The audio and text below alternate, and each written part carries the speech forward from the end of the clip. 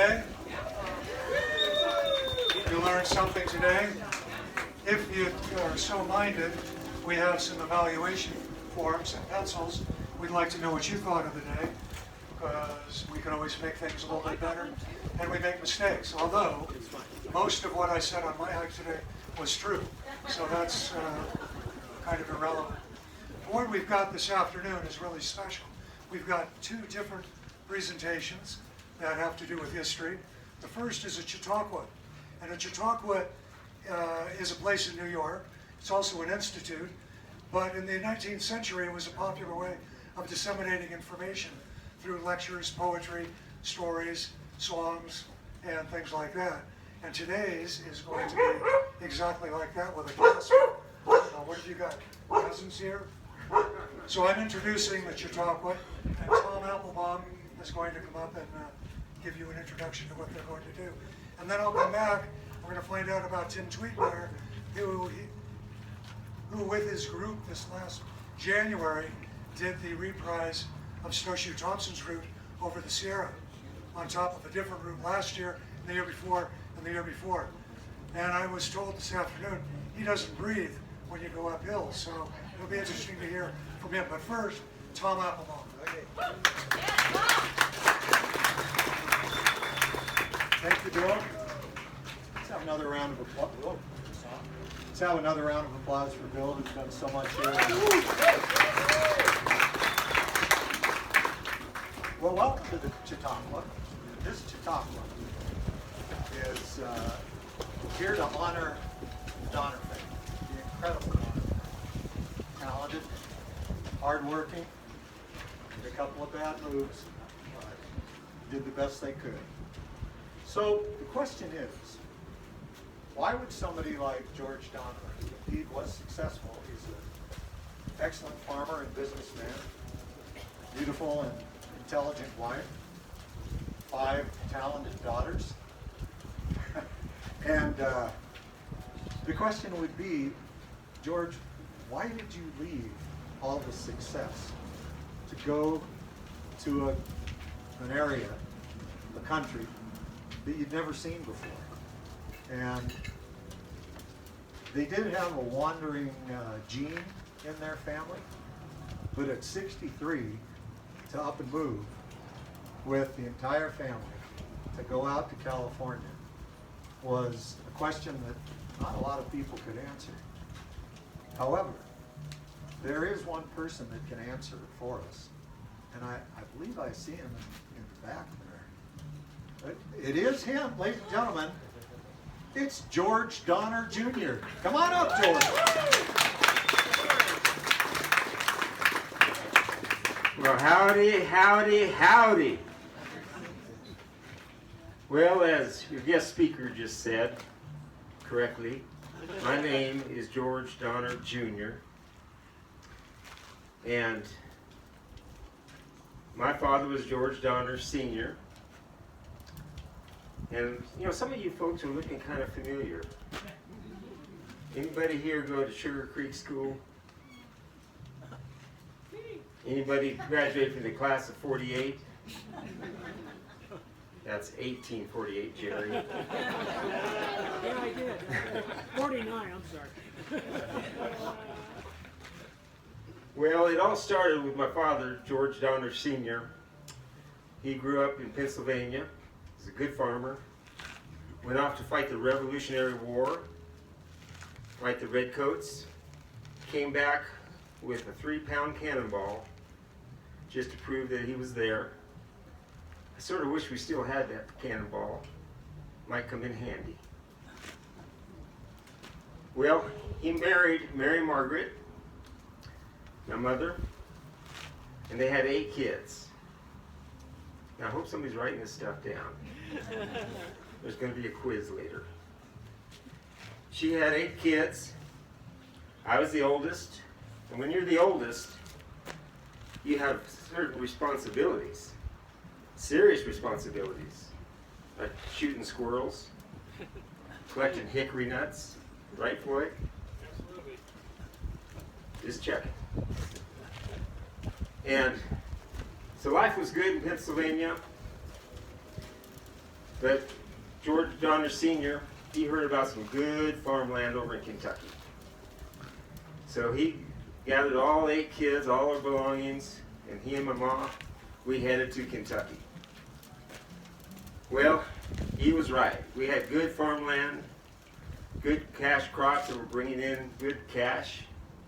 The other thing about Kentucky, there's lots of young women and young men for prospective husbands and wives for all those 8 kids.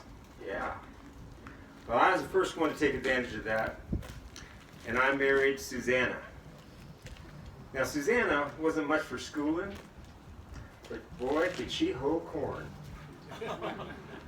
It was a pleasure to sit on the deck of our cabin and watch her hoe corn all day long. It was a sight to behold. Well, after a few years, Susanna took sick and died. I'm not sure why. Could have been a lot of reasons, but she died. And we decided we needed to change the scenery. So we went on down to Indiana. Well, things didn't go so good down in Indiana. There was a financial panic. Business wasn't good. Cash crops weren't bringing in any cash. The one good thing that happened in Indiana, I met my second wife. Her name was Mary Blue.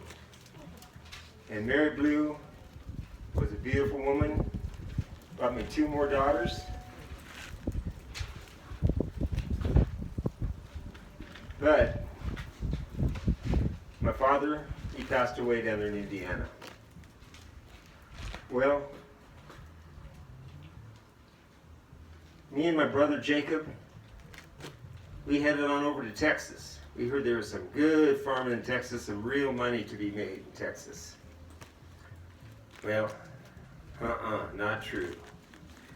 We were fighting mosquitoes, lizards, snakes, alligators. And we heard bad news, my father passed away. Well, we headed on back to Indiana, picked up our families, headed over to Illinois. And things went pretty good in Illinois, I have to say. Good farmland. And Mary Blue brought me some good daughters, as I said. But then she passed away. And one day I was out riding my horse in the Illinois countryside, and I saw a pretty young lady with a whole bunch of kids following after her. And she introduced herself. She said, "My name's Tamsen." Well, I said, "My name is George." And she said, "I'm the new schoolmarm at Sugar Creek School, and these kids are on a field trip. We're studying flowers." Well, I thought to myself, this ain't no country girl. This is an elegant lady. I got to keep an eye on her. So within the year, we were married. She bore me 3 more daughters, so now we had 5 daughters. Life was good. I built us a nice stone house on the edge of Springfield, Illinois. Good cash crops. And Tamsen was planning to start a school for girls. Well, about that time, I went into the post office in Springfield, and I saw a bulletin on the wall, had just 2 words for a headline: Manifest Destiny. And I thought, what is Manifest Destiny? So I read the article that was attached, and it talked about the opportunity, the right, and the actual duty that Americans had to go west and secure all that natural resources and all that land for the US of A. I got my brother Jacob to read the article. We read it 4 or 5 times, and our itchy feet turned into California fever. I talked to Tamsen and explained Manifest Destiny. She wasn't so impressed with Manifest Destiny. But she was impressed when I told her about all the flowers we'd see crossing the prairie. So she was in. Well, we told some of our friends and neighbors. Pretty soon we had enough people to fill up 19 wagons. And one dog. Well, we didn't get off to too good of a start. Everybody knows you ought to be leaving Independence, Missouri by early April. Well, by mid to late May, we were still buying belongings, packing and repacking our wagons. And once we got on the trail, we looked up the trail and we couldn't hardly see another wagon. You needed a spyglass to see the next wagon. We were so far behind. Then my friend and neighbor, James Reed, he was reading a book. I got a copy of it here. It says it's The Immigrant's Guide to Oregon and California. And in the book, the author, Lansford Hastings, excuse me, he describes a shortcut. He calls it a cutoff. And he says it's going to save hundreds and hundreds of miles, weeks of travel. And James Reed is so excited about this book that he goes around to all the menfolk in our wagon train and convinces them all that we should take this cutoff to California.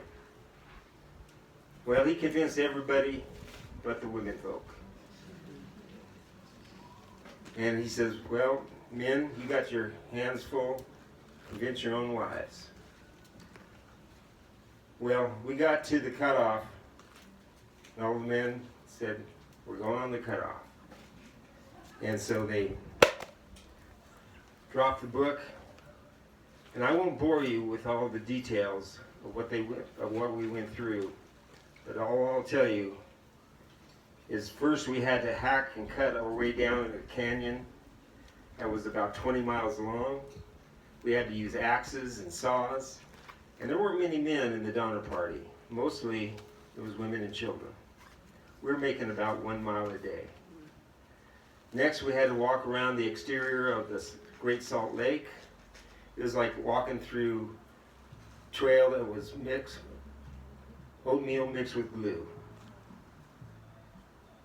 Then we had to go for 6 days without a drop of water.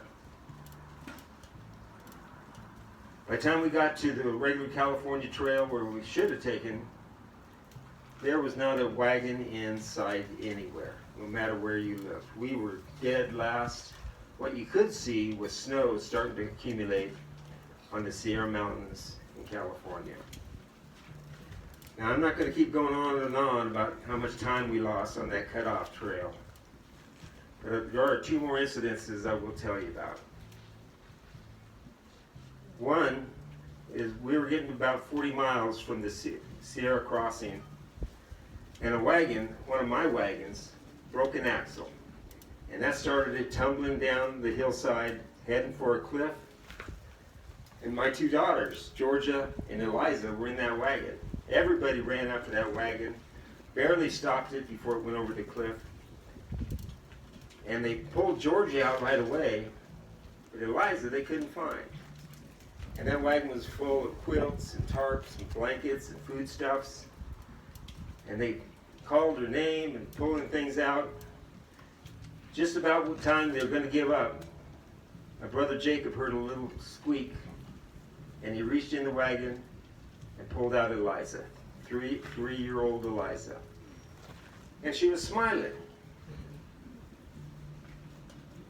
And as her father, I asked her, I said, Eliza, what were you thinking about as that wagon was tumbling down, about ready to go over the cliff? She said, I was thinking about flying with the birds. And that's Eliza. She sees the positive in anything. The next incident I want to tell you about is now we're 17 miles from the Sierra crossing. And a big black cloud started coming towards our camp. And we've been through storms like that before. That's no problem. I told everybody to tie up your oxen, get under a tarp, and hunker down. Well, Tamsen looked at me, and I could tell she wasn't happy. And she said, George, if that storm cloud turns to a snow cloud, we're going to be stuck here all winter long. And I said, oh, Tamsen, we've been through worse than this. Everybody hunker down. Well, that storm cloud came in. At first it was raining like as hard as I've ever seen it rain. And then the temperature dropped. And the rain turned to snow. And it snowed for 8 days straight. And we were stuck. And I looked over at Tamsen and I said, how can you always have to be right? Thank you.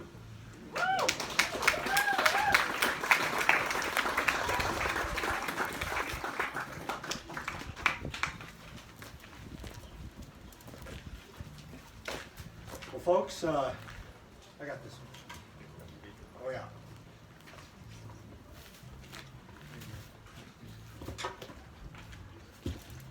So between 1840 and 1860, over 400,000 pioneers went west on the Oregon and California trails. Now, most of them made it without any problem. Sure, it was a hardship. They had enough supplies, they made the right decisions, and everybody got there okay. Some died on the way, some got sick, some brought their dogs, and they agreed. Here's one now. That dog's 183 years old. Okay, so even the Donner Party had successes, and they did really well.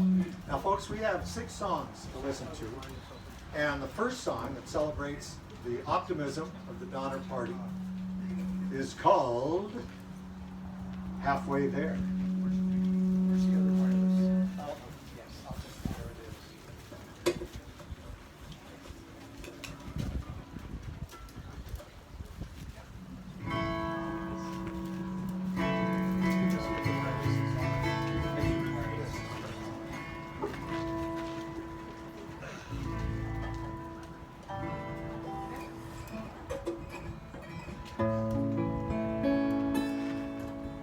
Halfway.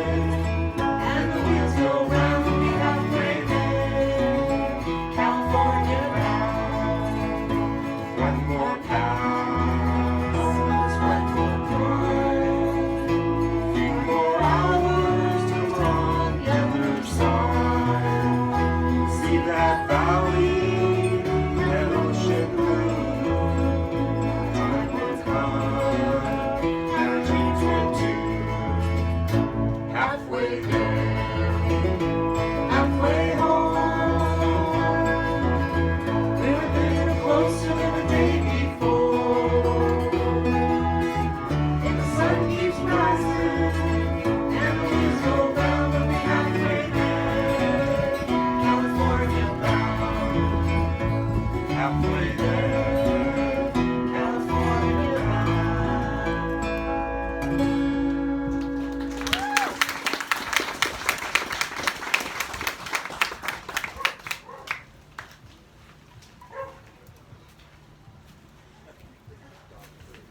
Okay, so in every family,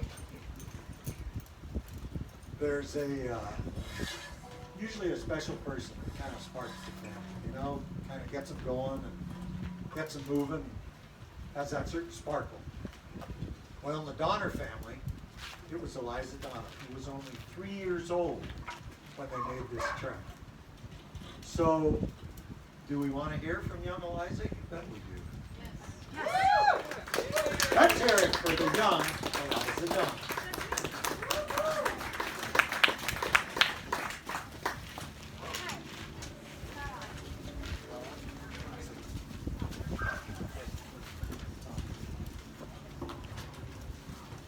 This is why I prefer the 18th century.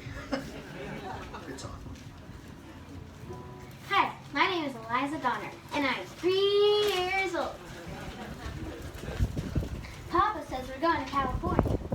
Papa also says we're going to be riding a wagon all summer long. Mama says there's going to be flowers all the way to California. Of course, it wouldn't just be me. It would be my sister, my 4 sisters, Leanna, Frances, Georgia, and Eliza, and of course, me.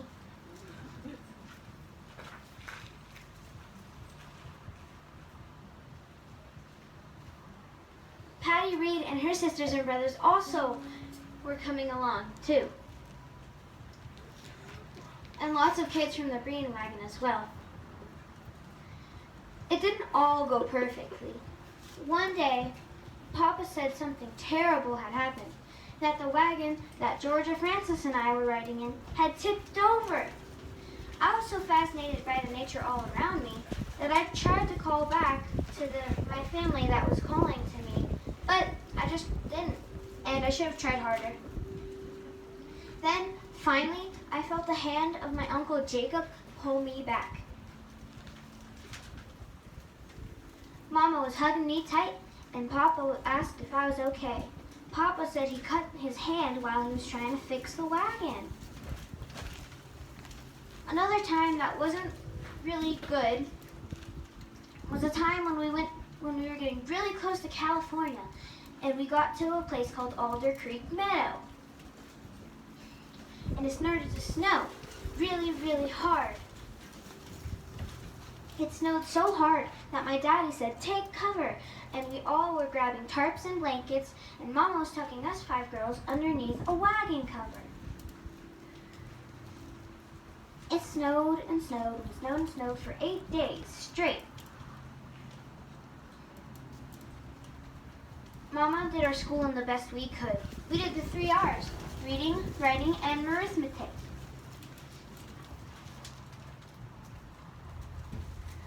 And she never turns our cousins away when they said they wanted to listen to Mama's stories, as she told them. They also brought spoonfuls of soup. Well, we did our schooling the best. Mama read us Bible stories. Papa's hand was cut and it got infected, and it got worse and worse every single day. Even though Mama kept putting fresh bandages on it, Mama could do anything.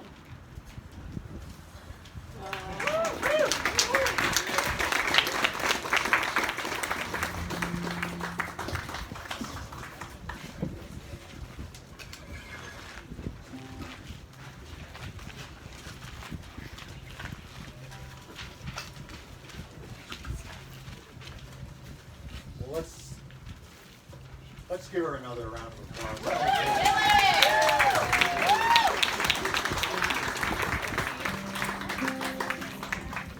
So we got a few more songs coming up, and this one, written by Eliza, who as a true optimist could only take an experience, like flipping over and over and over again in a wagon headed towards a cliff, and write a song about it.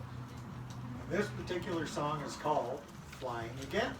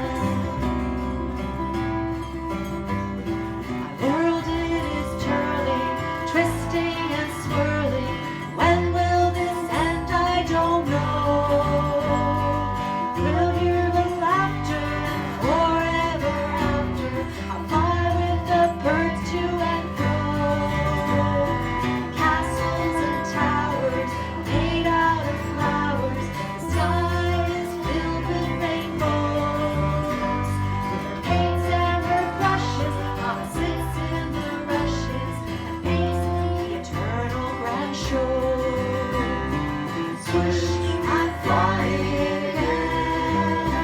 It's a dream that never will end. Just one moment to be this, my friend. Swish, I'm flying again. My world's getting closer, it's a dream almost over. Families rush to my side. I see all my new friends, but the story will not end. I wave them all goodbye. Then swoosh, I'm flying again. It's a dream that never will end. I share just one moment to be this, my friend. Swoosh, we're flying again. I could share just one moment, it would be this, my friend. Swoosh, we're flying again.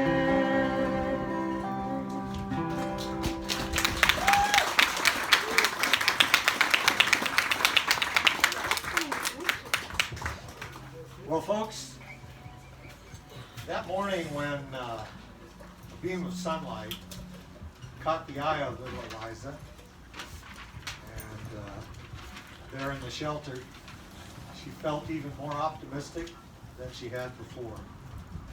And that's sort of part of the deal that kept the family going. Again, she was the spark that made it happen. So we have, bless you, we have another song dedicated to that very idea.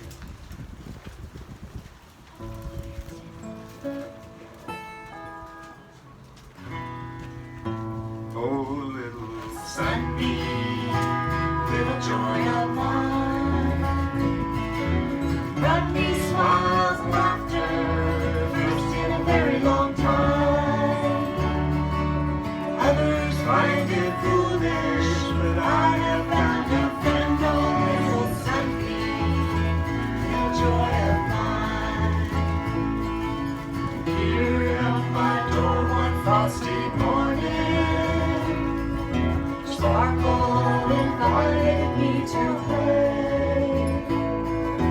Others, they just frown, with their eyes to the ground. They have no time, some ease in their day. Oh, little sunbeam, little joy of mine,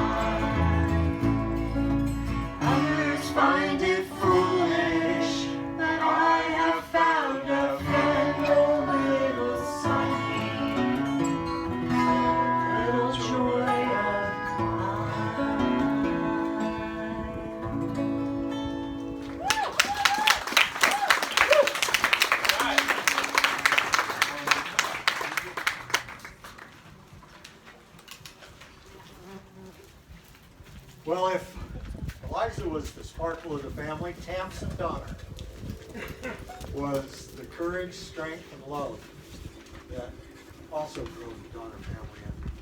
This next song, called Prairie Girl, is in honor of Tamsen Donner.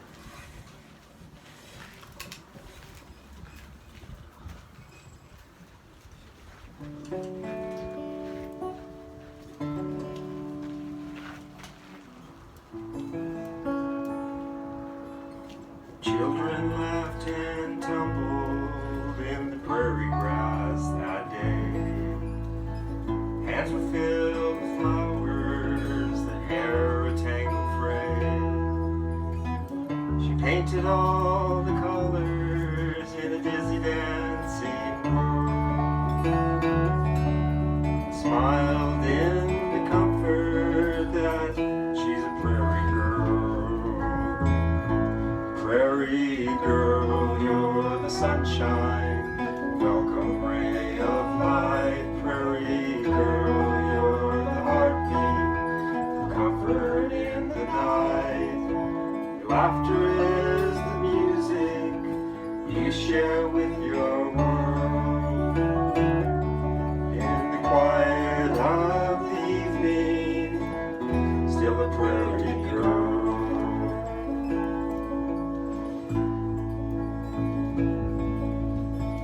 Teacher and a mother, her heart was filled with love. Artist and a poet, inspired from above. Heart was overflowing with all that was her world. Deep inside she knew it was a prairie girl. Prairie girl, you're the sunshine, welcome ray of light. Prairie girl, you're the heartbeat, comfort in the night. Laughter is your music you share with your world. Deep inside she knew it was a prairie girl.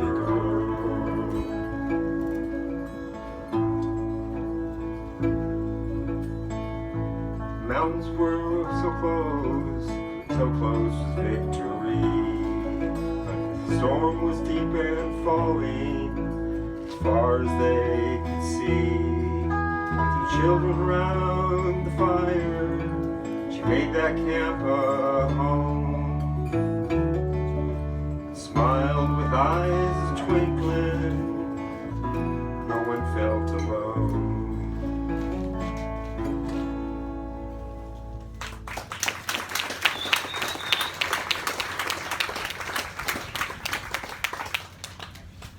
Now the one and only Tamsen Donner.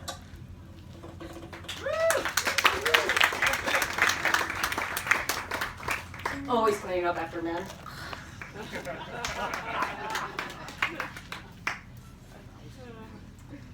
Hi y'all, I'm Tamsen Donna, and I'm so glad you got to meet Joel Jonna, my husband.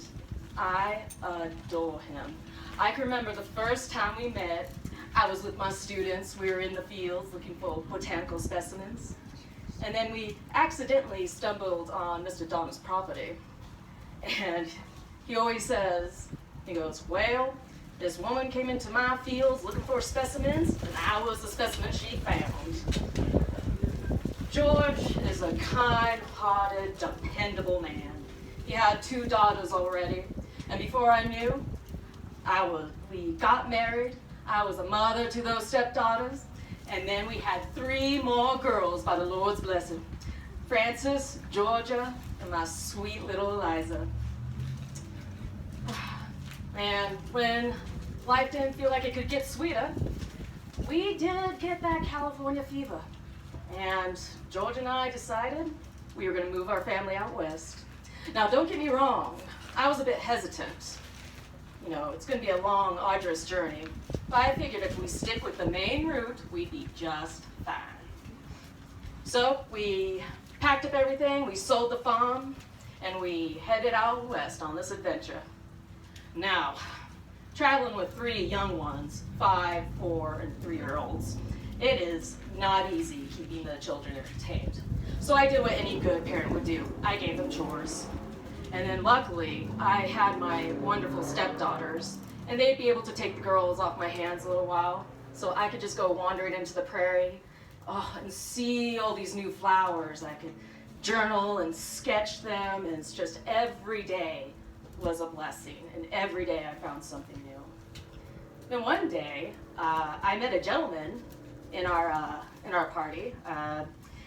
His name was Mr. William Eddy, and we formed a really genuine relationship. And we both had our curious natures. We loved talking about math and the weather and plants. And I was thinking, this is a good man to have with us, especially in the Sierras. He looks like he knows what he's doing.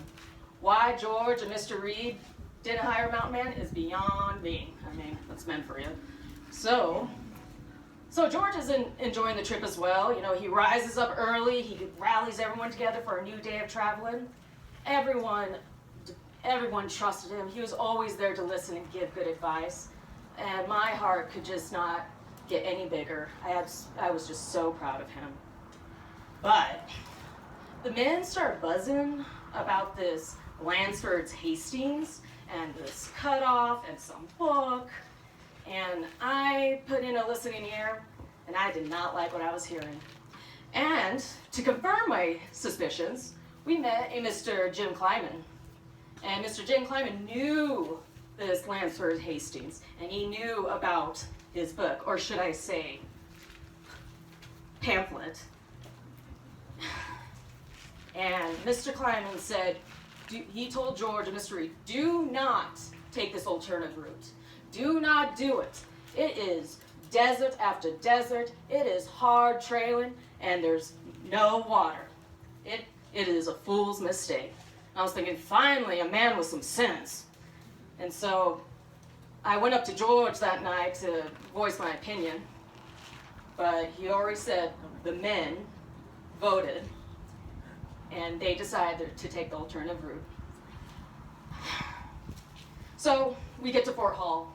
And this is where people who are going to Oregon go one way, and us Californians are going to go the other way. And our wagon train got much smaller. So just like a little over of 80 people. It's going to be 19 women, 29 men, and 43 young ones. Lord have mercy. And, well, since everyone really trusted George, he was nominated to be the leader. And that's how he became the Donner Party. And so, off we went on this shortcut, trusting this false prophet with our lives. Well, on the way, we found a tattered note. It was from Hastings, and it's for the parties that were behind him. And this note said, it goes, up ahead, 2 days, 2 nights, hard traveling, no water, desert. Ugh. Women, we were just distressed. This did not sound good. We barely had water as it is. And so that night, I went to George. I said, and Mr. Reed was staying there too. And I said, George, let's not do this. This is a bad idea. Think of the women and children, this desert crossing. It's not too late. We can head back to Fort Hall. There's no shame in switching directions. Well, Mr. Reed, without looking at me, walks away. And then my husband George, bless him, stood there with his arms crossed, looking down, digging his heel into the sand. And without looking at me, he says, wife, fill up those water barrels and let's get those oxen fed. We're going. I was so mad. I was enraged. I was just like, it's just not fair. It's just not fair that the women don't get a say. We didn't even get to have a vote. This is our families too. But I stood there and I looked at that barren desert and I was angry and I was afraid. Well, you guys all heard, it was a bit of an ordeal, that trip. 2 days, 2 nights. It was 6 days, 6 nights. We were traveling through hot desert, those poor children. We were parched all the time. And our oxen were dying too. And then, when we get to the Sierras, of course, here comes this big storm. And we all just scattered, trying to make shelters, and all our clothes, our blankets are wet. And our food was dwindling. And the oxen that we had left that didn't die in the desert or got lost in the storm, they were skin and bones. So we had to boil their hides, and when you do that, it turns into this like goo-like consistency. It's barely edible, and it tastes like hot glue. But that's what we had. For 74 days, we endured this. There was snow, rain, we were cold, we were hungry, and I was trying my best. I wanted to keep my girls happy. I sang them songs, I read from the Bible, I told them stories, and then also my dear husband, his hand that got cut was severely infected, and he was getting worse and worse by the day. It wasn't looking good. Well, a rescue party came, and they came in, they were like gathering people that they can take out. And they came up to our shelter. I said, please, can we take my husband George, please? And the man goes, no ma'am, he is in no condition to travel. And I said, well, I'm not leaving him. And then my girls, they were like, nope, I'm not leaving Mom and Pa either. So we stayed behind. My 2 stepdaughters went with some other members. 2 weeks later, a second party arrived. And again, I implored the leader. I was like, please, please, please, can we please take my husband? I'm begging you. And again, he said, no ma'am, he cannot travel. Once again, I said no. I'm staying with my husband. And my 3 girls, stubborn like their mama, said, we're staying too. That second rescue party left. I was starting to feel regretful. My girls should have gone. This was no place for them. We're just in complete starvation, and the snow keeps coming. So I had such remorse and regret in my heart for having them still here. But then I heard some voices in our camp. And I crawled out of our shelter. I looked out and I saw 2 raggedy-looking men, and they're just like scavenging the place. They're looking for goods that they can take back to Sacramento. And I didn't like the looks of them, but I was so desperate. I said, if it's gold you're looking for, I got 500 gold coins. Please, please, please take my daughters, get them safely to Sutter's Fort. The men looked at each other, they kind of had a little gleam in their eye, and they agreed. So I got my girls out. No ifs, ands, or buts. They were going. And I wrapped them up warmly. I gave them some of my jewelry and a bundle of silk so they can have something when they get to California. And with the hardest, tearful goodbye a mother could ever endure,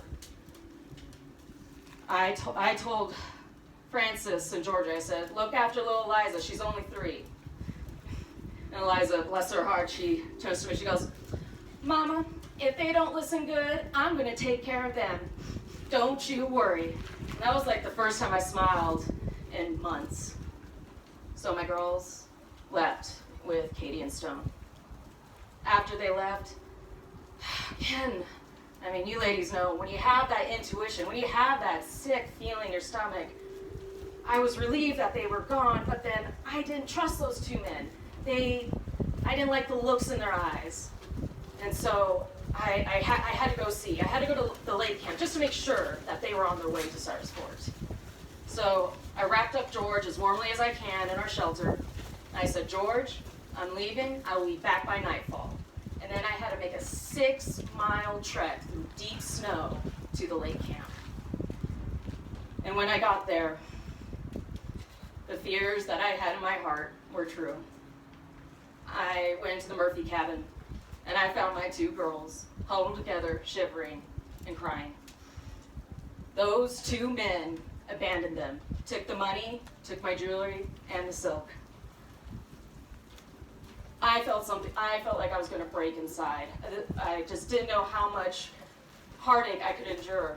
And then, like the Archangel Michael, my friend, Mr. Eddie, shows up. He just came that morning with a rescue crew.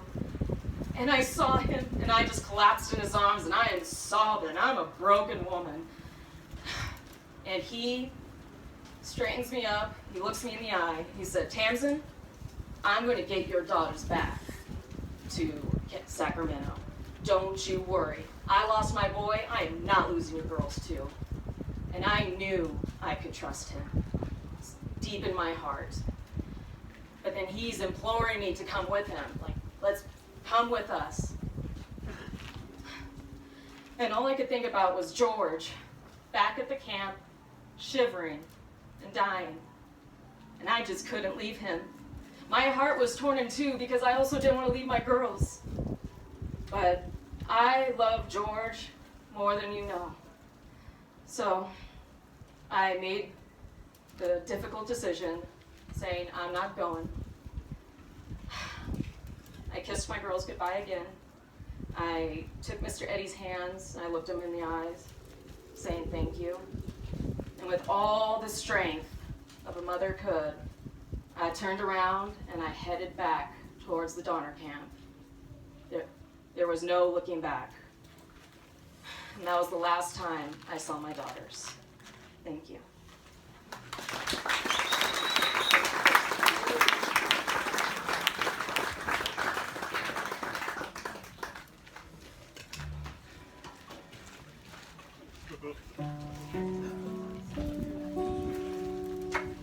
Well, Tamsen was indeed filled with courage, love, bravery, gumption, all the stuff that gets you through certain situations. But in this case, that wasn't enough.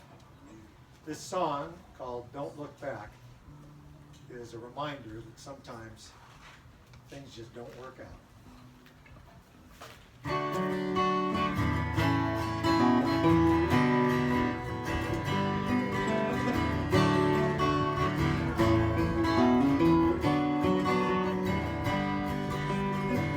Road is hard and rocky, air is thick and dry. Taking a big gamble, it's too late to wonder why. Troubles will surround us, vultures in the sky. Don't look back, it's not too late. Don't look back. Don't look back at the hard times. Don't look back at the years. Don't look back at the failures. Don't look back at our fears. It's impossible to see tomorrow through love. Start staying tears. Don't look back, it's not too late. Don't look back.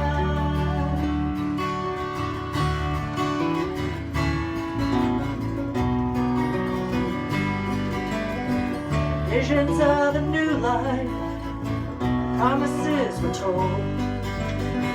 Chance for paradise for the young and old. Troubles are only starting, nothing is foretold. Don't look back, we've lost our way. Don't look back. Don't look back at the hard times. Don't look back at the years.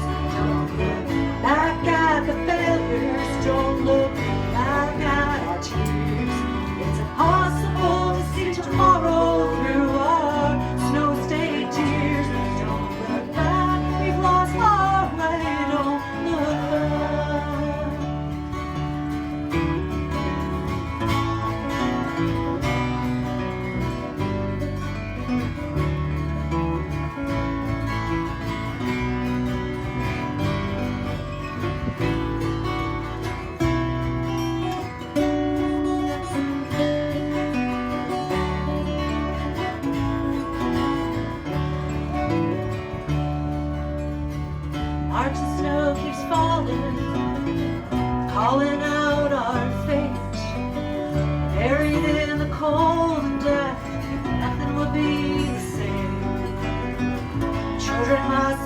good hands to carry on the dawn of day.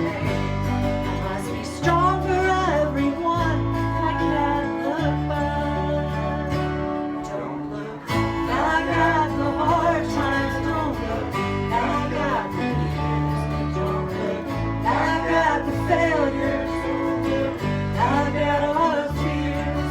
It's impossible to see tomorrow through frozen tears.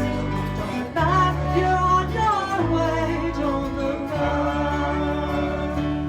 Don't look back, you're on your way. Don't look back.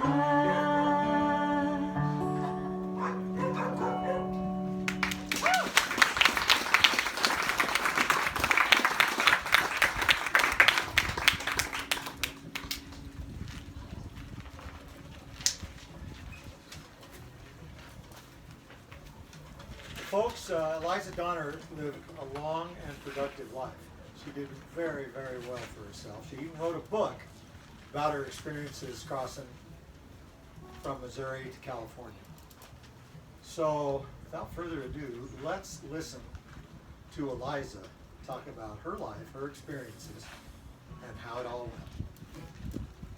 Eliza Donner.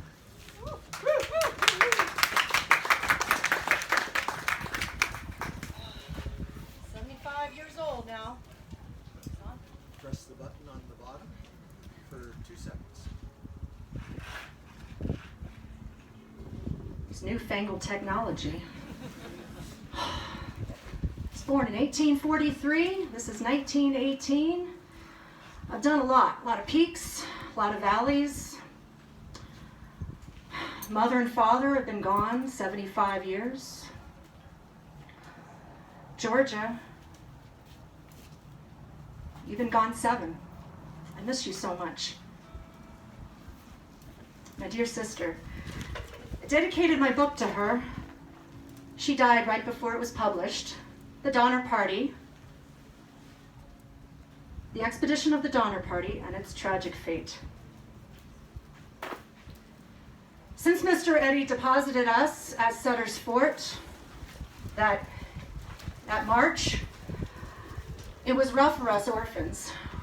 George and I and Francis, we all said, our mother and our father are dead, we are the Donner sisters. Our mother and our father are dead, we are the Donner sisters, over and over again. And then we were adopted by this woman who wanted us to forget our mother. And then, of course, all the name calling, all that happened later. And I was a little girl, and Georgia was sick, and I had to keep up the fight. And eventually we moved in with our sister Eliza and bid that woman goodbye. And I never, ever forgot Mother's face, and neither did any of my sisters. We always remembered Mama.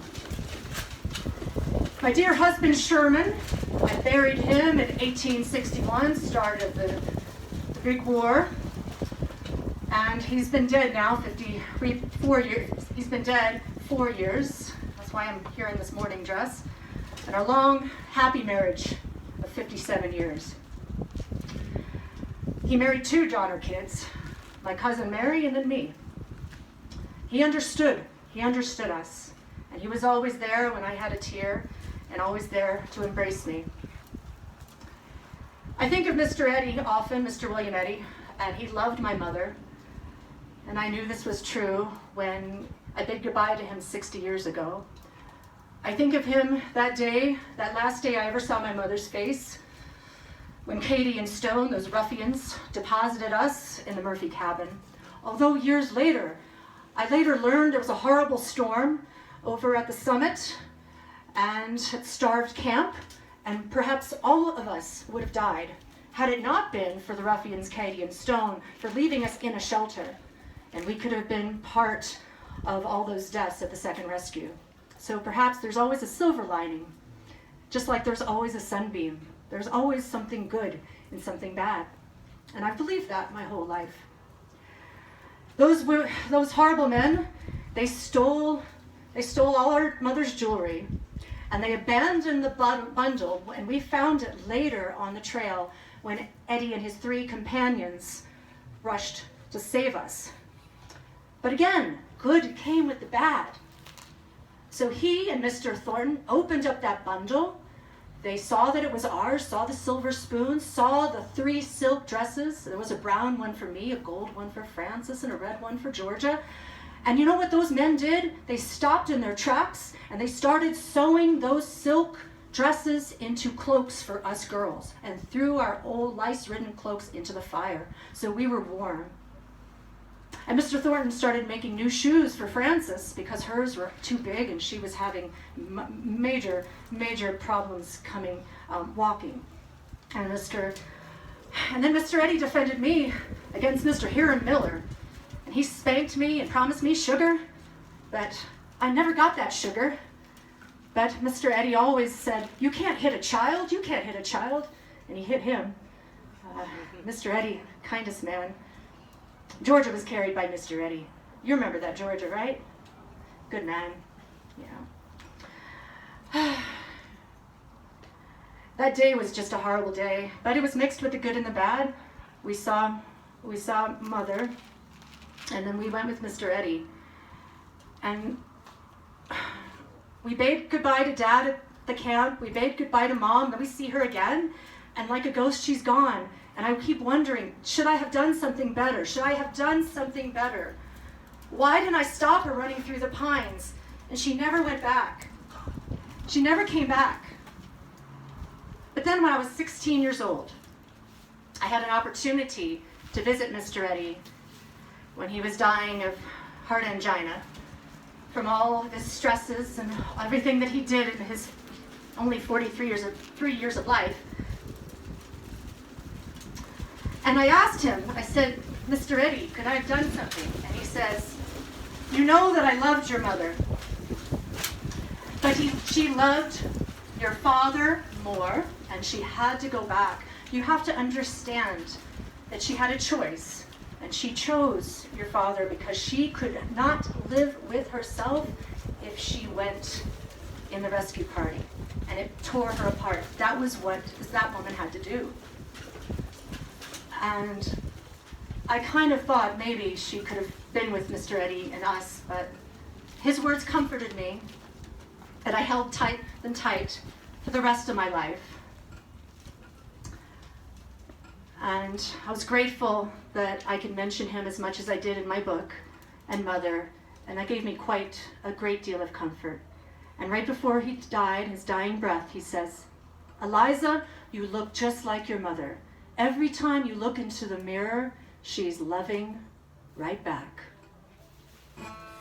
at you."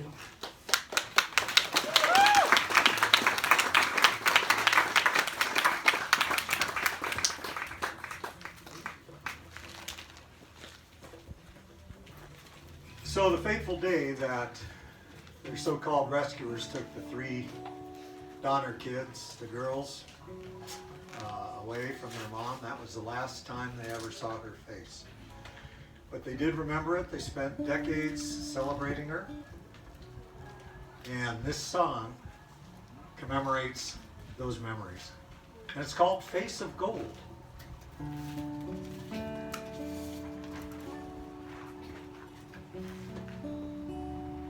Life sparkles like diamonds, precious though growing old. Silver on the table with a crystal serving bowl. When I look into the mirror, it's my mother's face I'm told. I would gladly trade these riches just to touch that face of gold. Butterflies and memories dart across the land. Just when you think you've caught one, you find an empty hand. Some memories just get better, like a bottle of fine wine. We chase these distant memories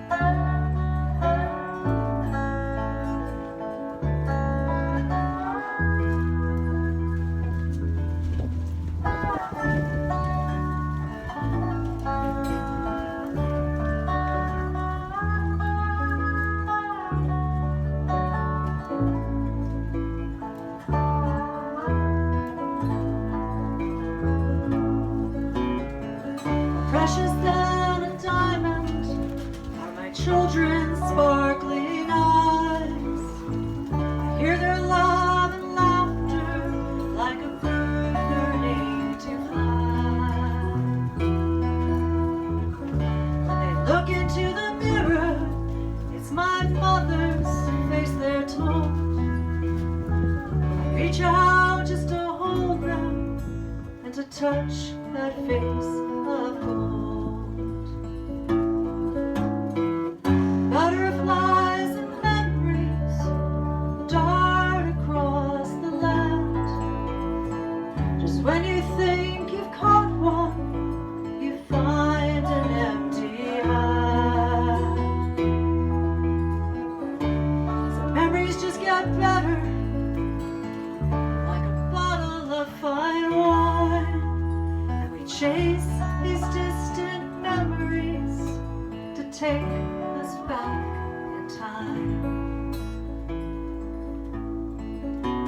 We chase these distant butterflies to take us back in time.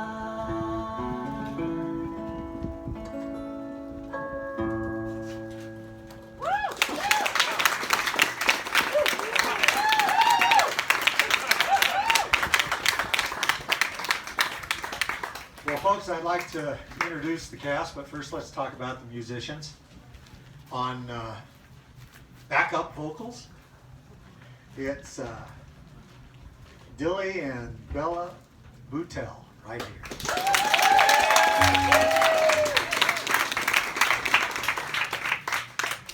On bass, Jeremy Lynn.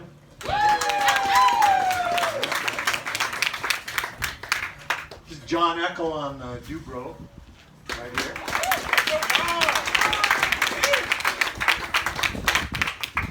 Alice Osborn singing and on the guitar.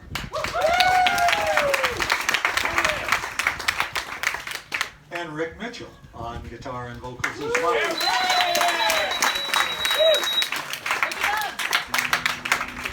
And then quickly the cast as little Eliza. There you are again.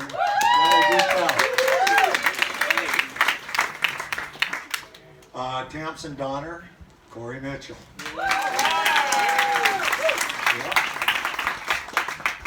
The older Eliza, again, Alice Osborn. And finally, crotchety old dude,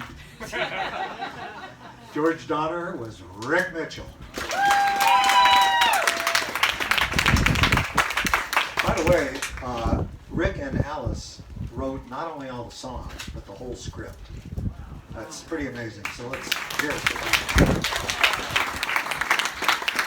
And let's have a round of applause for our great MC, Tom.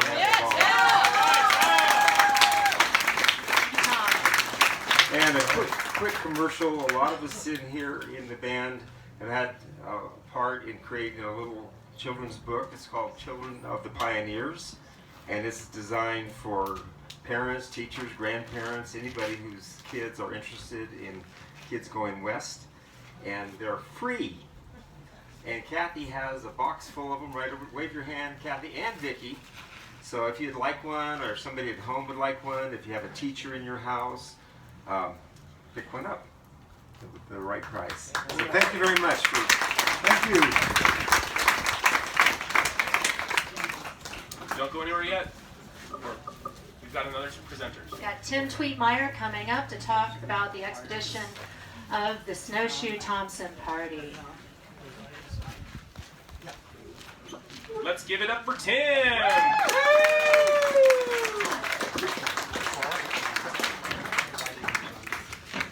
What talent that is. I'm just amazed, the work that went into it, and all of those songs are fresh, nobody's ever heard them before, a brand new script. It's incredible entertainment. But we've got more. We've got Tim Tweetmeyer, who's one of a group of 5 people who did a reprise of the Snowshoe Tamsen trips across the Sierra to deliver the mail in the late 1800s. Now that's the 4th thing he and his group did. 4 years ago, they did a reprise of the Forlorn Hope, which was the Donner Party from Donner Lake to Johnson Ranch. The next year, they did a reprise of the rescue parties that went from Johnson Ranch to Donner Lake. The next year, they did a